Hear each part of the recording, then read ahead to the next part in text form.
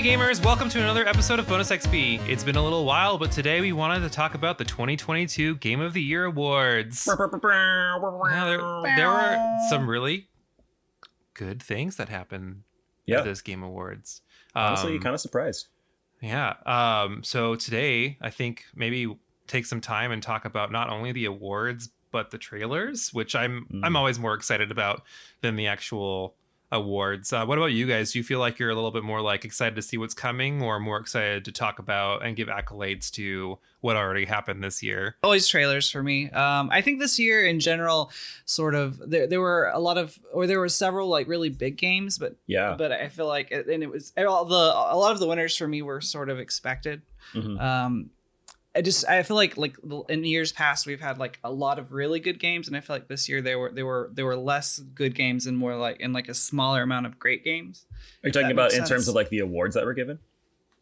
Yeah, kind of just like I've just seen like not necessarily. I mean, at the Game Awards, I think the usual suspects were there for like the nominees, but like in other outlets, like things like Marvel Snap are getting nominated for Game of the Year, and like it is a good game. I just think that kind of shows that there have been less like really great games throughout the year. I don't know if I agree completely with that, just because I feel like, yes, the usual suspects are here, so you would expect to see them win. It's just the fact that they're such heavy hitters that they do win, which I think, like it makes complete sense. It can be a little disappointing when you want that underdog to come in and slide in and win. But I like looking at the list of all the games that were nominated. I'm like, oh yeah, that was a good game. Like that was a really good game. Oh yeah, totally. Yeah, there were good games. I don't know, not a lot of heavy hitters. I agree, and I think it's kind of funny because the Game Awards follow like a similar-ish pattern to like other major media awards like the Emmys and Oscars and whatnot, and like they tend to have like a heavy load towards the end of the year when they could come out. So like you see, God of War coming out relatively soon to the awards. But like the neat thing with some of the games here is some of them have been out for like the entire freaking year and they've won awards, and I think that just says like, first off, what gaming can do that's different than other media, but also like the quality of those games. So I think it's kind of cool. And speaking of the games, let's go and get into it. I think we should start with Game of the Year.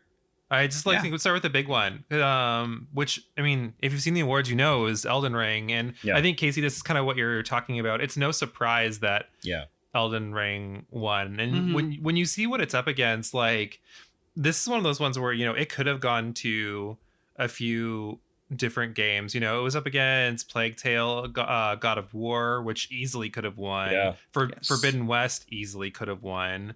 Stray, I would have been excited to see win.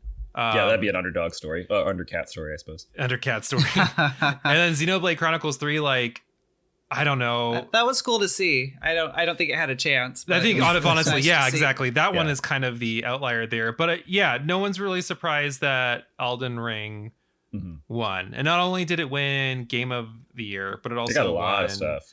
RPG of the Year. I think it won 4. Yeah. It didn't win the most though. God of War got the most. It won 6. I feel like with Elden Ring though, like, it is kind of like, okay, duh, it's gonna be that, and you want other games to get up to that caliber so you can have a quality category where you're like, I don't know what's gonna happen. But like that still doesn't take away from the fact of how good Elden Ring really is. And for players that like that, I mean, that's awesome. So like it's good to see that recognition. A lot of these games, aside from completely new ones that we haven't seen, like Stray, we haven't seen. Stray isn't a sequel.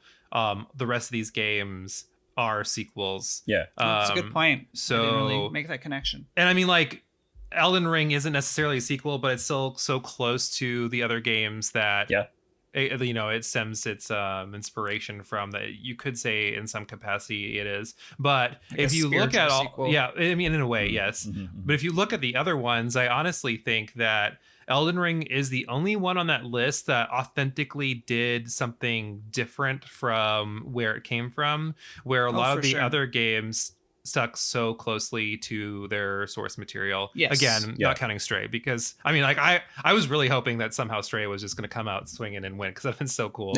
But people be lighting up the forums if Stray beat Elden Ring for Game of the Year. But that would be cool. Okay, I see what you're saying too, and that's a really good call out. And like, to an extent, I think some things can rest on their laurels. Like God of War Ragnarok is of course going to be the game it is, because God of War 2018 I think actually was Game of the Year that year. So like it is a quality thing to like make more of. but like you do want to see the medium like advance and not become stagnant. And like I hope we don't get there, but if we continuously get these 6 games that are of high quality, like most gamers will be happy. So hopefully we can continue to see growth but still keep this high bar.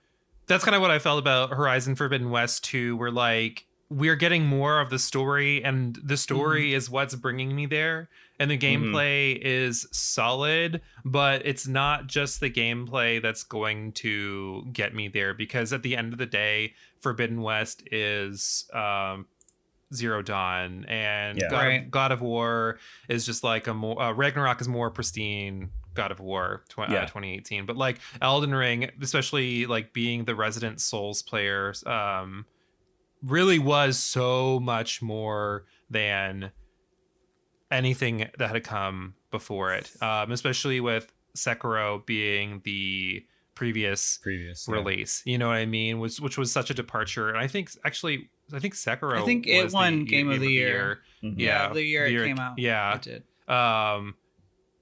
It really just like the open world, the boss battles, the crafting, the truly like open customization of your characters, the deeper narrative, having George Martin involved. I mean, like it really was just a big success. I think my only thing about it is some of the other games on the lists are for Game of the Year are games for everyone.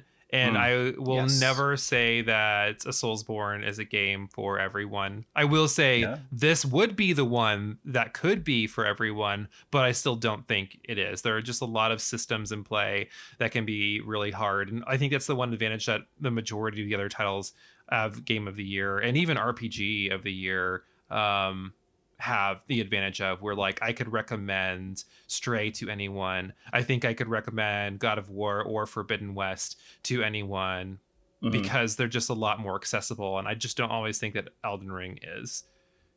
Yeah, as a really terrible Souls-like player, I really enjoyed Elden Ring.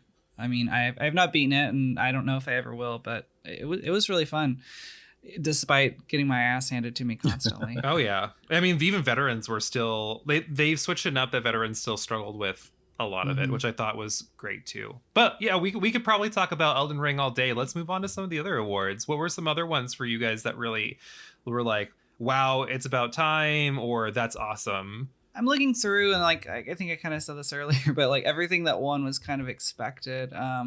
It's still one of like the 2 big ones that won, but for best performance, Christopher Judge won for God of War Ragnarok, and I kind of expected he would, but I did sort of have a slight hope that Man Engage would win for Immortality. I don't think either. Well, I know Patrick hasn't played it. Have you played it, Jason? No, I've not played that one. It's really great. It's from Half Mermaid. They did her story, and maybe I think Tell Me Lies is maybe one of the other ones, but it's just like a narrative, like a very narrative heavy game where you're scrubbing through this like found footage of like these old movies, and she plays 3 different characters throughout these 3 different movies, and it gets real creepy and real weird and cool. Sort of like a breakout performance for her. But I don't think anyone but Christopher Judge could have won, honestly. Yeah, what am I think he's like definitive. I will always game. I will always root for Ashley Birch. Oh yes, I just say that based on who's voting. Yeah, true. With him being there. I mean, like he's just such a presence. You know what I mean? Like it's just such a presence. And I watched his speech. Yeah, that suit and that speech. It was so heartfelt. Yeah. It was great. But I part of me is always kind of like Ashley Birch, because like watching her videos kind of from college. We've literally been there since the pinnacle of her, or like at the beginning of her adventure into like this gaming industry. It's so cool to see like just being some early common YouTuber and just how she's exploded. So a part of me will always be like, yes, this is your year. She was great as Aloy. I love Aloy. Yeah. So. I think one of my biggest surprises that I'm kind of happy with is the best multiplayer game going to Splatoon 3. Shout out to Splatoon, shout out to the Switch, but I mean, it beat out other big games. Probably the biggest one is Call of Duty, which I know we all love so much. Yes. But I mean, that's a big game, and like it went to Nintendo, and I think it's interesting just to look at that and think of how big of an impact that game had in Japan specifically. Like it's freaking huge, And I think it's a cool call out. Like, instead of being something plain and boring and dark grays and black colors, you have this really bright paintball game that wins this best multiplayer game, even over like Overwatch, Multiverses, Teenage Mutant Ninja Turtles. Like, this is a cool win. You're right. It's definitely, I mean, aside from Turtles, it is the odd man out. Well, I guess Multiverses isn't dark. Like, it's definitely a lively game, especially with the diverse cast of characters. But I know what you mean. Like, you wouldn't think a game like that would win. Yeah, would win, because it does have that like kiddie vibe to it. But I mean, like, just because it's a kiddie game doesn't mean it's a bad exactly. game. My other big call out that I was like, oh man, I'm kind of sad, is the best ongoing game went to Final Fantasy 14, which should get it. That's fantastic. But I think that the impact that Genshin Impact had was pretty great over this past year. Like, the way that improved, it added so much stuff, and the story just kept getting like bigger and better. Like, that is a cool free game to play, and like that was pretty impressive. But I got to give it to Final Fantasy. Shadowbringers, whatever the newest one is. Like, I know it brought in Endwalker.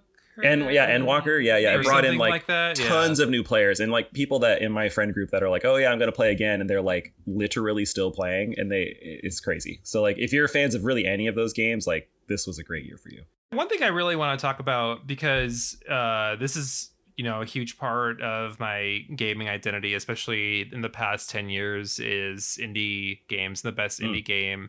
And that list, I'm only not familiar with Neon White. Yeah, but super good. That's a pretty diverse and cool list. So best indie was Cult of the Lamb, Neon White. And you know what? I think, is that the one where you're like running and jumping and shooting and everything is okay? I know what game it is now. Yeah, and Sifu, Stray, and Tunic. Like, I honestly couldn't have told you which one was going to be game of the year, because Sifu is really good and Tunic is solid, really good. And Cult of the Lamb was like our most popular Instagram post. Thank you, Casey. You know, like, but it's so awesome. It's stacked. To see. That's a stacked category. Yeah, like that's a pretty stacked category. But I want to give it to Stray just because it was an anticipated game since they announced it, and I didn't like. I'm a huge cat fan. I know there are lots of huge cat fans out there, but I didn't really know why. Like, you know what I mean? Like, I wouldn't think a lot of gamers would be like me, where they would want to play a 6-hour game where you get to explore a society as a cat. And also, and nothing really bad happens either, which I think is great. So it's just basically like a little bit more of an action-y walking sim, but like, here it is, winning best debut indie and winning best indie. That's just so cool. Yeah, that is really cool. I think when I looked at this category, I was like, oh, it's for sure going to be Tunic. So I was like a little surprised, but I think that's probably just my bias, because I think I like that one.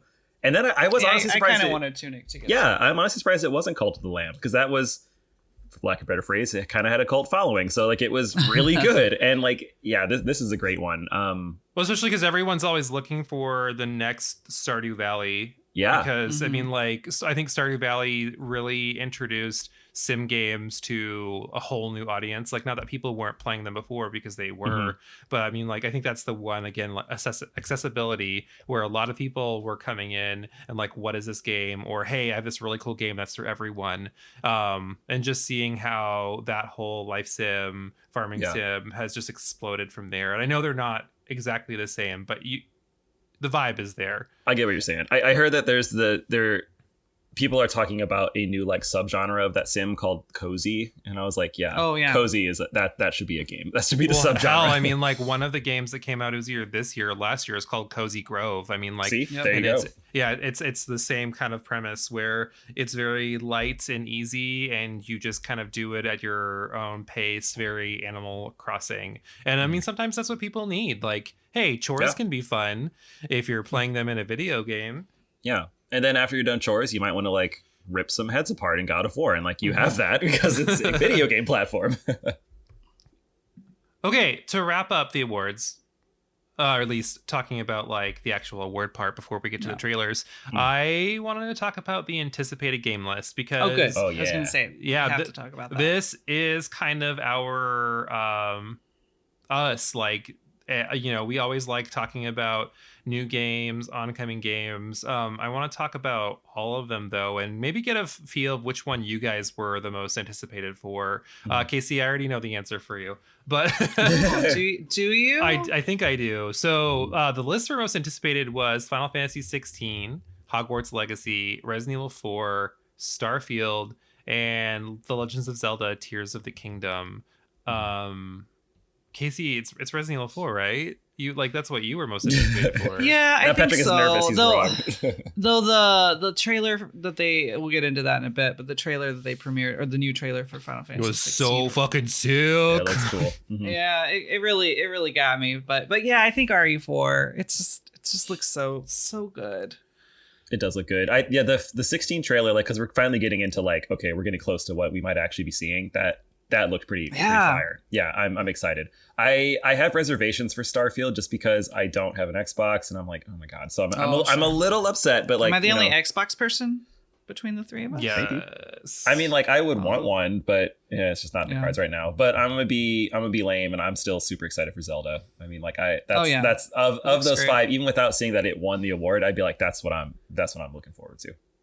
So I was split. So Casey, I feel you, because Resident Evil 4 at the time when it came out was like one of my favorite games, but I don't know how much faith I have in Capcom, just because even though Resident Evil 2 remake was such like an awesome, incredible experience, Resident Evil 3 remake to me was a letdown, and you and I are playing through the original Resident Evil 3 right now, and I think you're starting to see a little bit of that more, right? Like why everyone was kind of like disappointed with the game.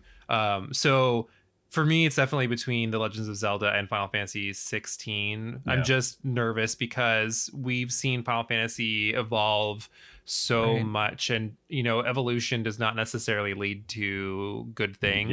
Yeah. And there were a lot of things that were dropped from Final Fantasy 15 that I think was disappointing. Like 15, we lost a story 2/3 of the way through, and like magic wasn't there, and it was the first like action Final Fantasy, which I'm fine with because 7 remake worked really well. I hope it's more balance along the lines of 7 remake than it is 15. But me too. It looks incredible, and I'm nervous for Tears of the Kingdom because Pokemon just came out, and we're running at like 2 frames per second sometimes. You know what I mean? Wow, you're getting good performance. So I'm nervous because I feel like we're toward the end of the Switch's lifespan, and the games. I just started playing Shin Megami Tensei 5 and picking up from where I left off, just so I can finish it and clear it off my list. And there are some performance issues, but it still holds up okay. Just you can totally like monsters very far in the distance, the frame rates drop really badly, but everything up close is fine, but in Pokemon you can be like next to someone and like they're moving their feet like in the classroom setting, and it's like they're literally like you are jagged in front of me, buddy. Like you are. So that makes me a little bit nervous for Zelda. I know it's a completely different team, but at the same time Breath of the Wild looked great. It didn't, from what I recall, it didn't really have performance issues. Yeah, I don't think so either. It was also very like Breath of the Wild was a little boring in some parts just because it was pretty sparse. But like maybe apparently that's what you need on the Switch, like to do it right. So we'll see. But I mean, it's gonna it's gonna build off of that previous engine, so hopefully it's okay. Like fingers crossed. But yeah, I'm excited for that one. Okay, let's move on. Speaking of like anticipated games, let's talk about the trailer announcements, because I think they were very smart about how they splatter these throughout the award show, because I think this is honestly what keeps people engaged. For me, I think this is really what people come to see. People love announcements and whatnot. So let's start out. What was a big one for you, Casey? I was just looking through the list. They didn't show a lot of gameplay for it, but I'm really excited for Diablo 4 because it really seems like it's going the avenue of Diablo 2. It's kind of straying away from that almost cartoony horror or like the action-based horror of 3. And the open world aspect really appeals to me, and I'm just like, Diablo is like one of those games that I played when I was like 10 or Diablo 2, and I just like have a lot of fond memories, and 3 didn't quite scratch that itch. So I'm really hoping that 4 does. I completely agree with you. 4, I'm excited for that too. And Diablo is one of the few series. The only other one is probably Fallout, where I've like played everything. I've read like books. I have like art things for it. I am like ready for it. So I hope that it delivers and is not Diablo Immortal on PS5, because I'll be pissed. Right. And there was previews recently posted by most outlets. I don't know if you read them, but it sounds really good. Like, yeah, everyone it does. was like, this is excellent. I'm not the hugest Diablo person, and I have played all of them, just because I don't think they've evolved the formula enough. I think it is a kind of a big loot grind time suck. So I think what would really get me into it is knowing that they have changed the formula somewhat to make it a little bit more interesting. Because when we streamed that recently, like, there was a point where I just wasn't having fun anymore. So I just started acting stupid. And, you know, like, we did that whole thing where I fought the final boss and you guys didn't attack. You just didn't do anything, and we still won. Like, because it just was so easy, and it just didn't feel fun. It was more just like hanging out with you guys. So I'm hoping that they change it. I'm also not pro Blizzard. So that's kind of hard as well. But I get it. Like, it is hard when, like, you know, you have this series that you've anticipating for a while, and the world changes a little bit. I feel Jason, what else are you looking forward to, Jason? I mean, okay, I have 2 I have to share, but the only game trailer that came out that I literally like gasped out loud is Hades 2. I was watching it, and I was literally, I think I went, holy shit, when they showed it, because I did not see it coming at all. And like, it's because Hades 2, or Hades the first one, is like, that was my 2020 game of the year. Like, I love Who Run the World? Indie games. Hades. Who Run the World? Indie games. Indie games, yeah. Oh my gosh, it was just so cool. So seeing this here is kind of impressive, because Supergiant Games, the developer, have never done a sequel. So like, this is interesting. They've also never really done DLC, as far as I can tell. So this is like the first thing they have done that is like, we're going to continue this. I know it's met with a little backlash, because like, hang on. Let's talk about Hades 2 really quickly, because I think Casey and I want to interject here too. Yeah, go ahead.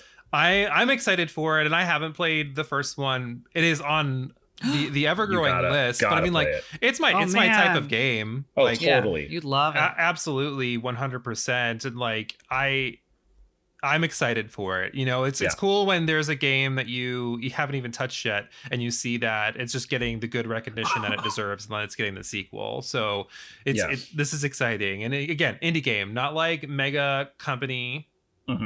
Indie game. Casey, what were you going to say about it? Oh, I have like the tiniest reservation that it will be very similar to the first one, which isn't bad. It's not bad. The first one, right. I just kind of like what Patrick was talking about with Diablo. Like, I just hope there's like a little, just like a smidge of difference. Some like, obviously innovation. you're playing someone different. There's going to be different weapons, but I just don't want it. Cause I mean, I've probably played Hades for, I don't know, 50 hours, and it does get a little like, I say redundant. I don't necessarily mean that it's like the worst thing, but like, I just hope there's some freshness to it, so that you're not immediately like, oh, this plays exactly like the first one. Right, especially because it's a roguelite. So, you know, you've died a million times in the original. So how are you going to make the loop better and more engaging this time? It makes complete sense, because, you know, if it was a different game, you know, that is more based on story, or if it was like a sequel or something like that, that is more based on like the continuation of someone's story. You want to be part of that journey, and sometimes you can excuse the loop if it's similar, like when we were talking about Horizon Forbidden West or God of War, where like, if it gets a little repetitive, you're at least there for the journey. But a game like this, it's not so much about the story, it is the gameplay. So yeah, how is it going to be different? Yeah, I agree. I think that Supergiant Games, I believe in them. So like, I think that they will make it fine, and I'll enjoy it. And they can get away with making a game that's essentially a 1.5 like once. So like, if they do that and it's here, I'm here for it. What was the other game you were going to say, Jason? A second game that is it doesn't make any headlines, but it was announced with a kick-ass trailer. And I am here for Remnant 2. Oh yeah, I'm happy. Sure. So when we were watching that, I thought about you guys. Yeah. I was watching that, and I'm like, this game looks like Remnant 2. Really familiar. And then at the very end, they're like, Remnant 2. Remnant I'm 2. like, oh, I know. I like Jason! even right now I'm looking at the write up of this trailer and I'm getting goosebumps because I'm like I love playing this game with you, Patrick. Like it was so super much fun. And so Casey, fun. it's a 3-player game, so like let's get on that. I've never played it. Yeah, It's literally Dark like Souls, Resident Evil, Dark Souls. 4. Yeah, it's Resident Evil, Dark Souls. Like, and it That like the is first very game. appealing. First game was super fun. I loved the challenge. It was right up my alley. But this second game looks freaking gorgeous and horrifying at the same time. But like it looks great, and I am just like, if they make it similar to that first one again, new story, new weapons, new enemies, I am ready for that. Also, fun note: it is only on PS5 and Xbox Series X. It's not on last gen. So like, it's going to be a new game only. Yeah, so it is going to look good, is what you're saying. Yes, exactly. Well. It should perform well. So I think that one kind of maybe flew under the radar for most, but like if you're sleeping on Remnant, I think that's a good game to play. That's one of my most recent platinum trophies too. Like, hey, I should get back and finish it. I'm so close to it. I need to play it.